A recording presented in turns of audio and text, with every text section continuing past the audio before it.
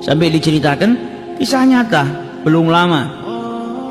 Ada orang tua itu kalau sholat di masjid di shaf pertama. Setiap sholat dia di shaf pertama. Sampai pada suatu hari selesai dari sholat baru salam, assalamualaikum warahmatullah, assalamualaikum warahmatullah. Ini orang tua yang biasa di shaf pertama tiba-tiba maju ke depan ke tempatnya imam, duduk di depan imamnya, lututnya nempel dengan lututnya imam. Sedangkan imam ini bisa berzikir setelah sholat.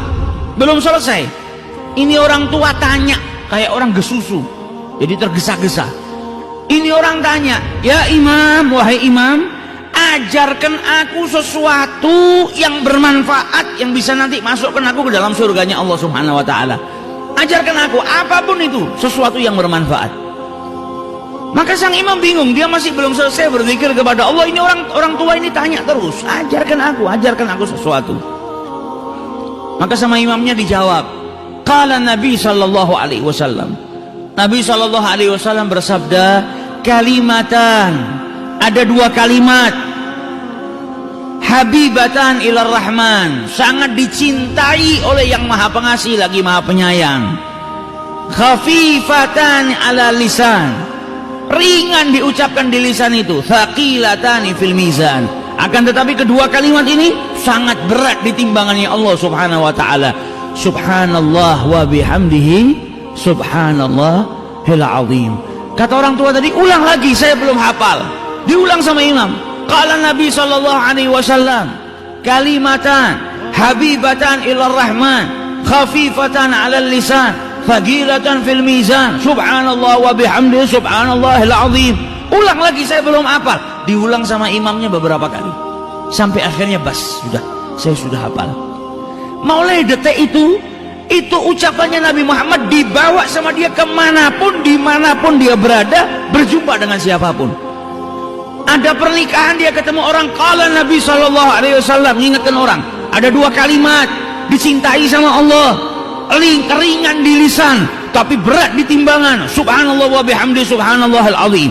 Ketemu siapapun dia ucapkan, ketemu siapapun dia ucapkan, ketemu anaknya, ketemu tetangganya, ketemu sahabatnya, di masjid, di luar masjid, ada tamu ke rumahnya, selalu dia ulang-ulang kalimatan habibatan ilar rahman, terus diulang-ulang sampai akhirnya datang suatu ketika dia sakit, masuk rumah sakit tidak sadar, selama beberapa hari nggak sadar, koma. Sampai ketika keluarganya semua berkumpul, di saat dia dalam keadaan kritis, tiba-tiba yang sudah beberapa hari nggak buka matanya, tiba-tiba lelaki tua tadi membuka matanya. Maka keluarganya bahagia, nunggu ayahnya sudah koma dalam keadaan tidak sadar beberapa hari, tiba-tiba buka matanya. Dokternya pun gembira. Ketika dokternya hendak memeriksa, si pasien tua tadi dipegang sama yang tua tadi. Yang tua tadi memegang dalam keadaan kedua matanya terbuka sambil berkata, ya dokter, wahai dokter, Nabi sallallahu alaihi wasallam bersabda kalimatan, dua kalimat dicintai sama Allah, ringan di lisan ketika diucapkan namun berat di timbangannya Allah Subhanahu wa ta'ala. Subhanallahi wa bihamdihi subhanallahil azim. Ketika itu meninggal dunia, meninggal dalam keadaan mengucap subhanallah wa bihamdihi subhanallahil azim, mata ala husnil khatimah. Nah ini kalau sudah dibiasakan, terbiasa.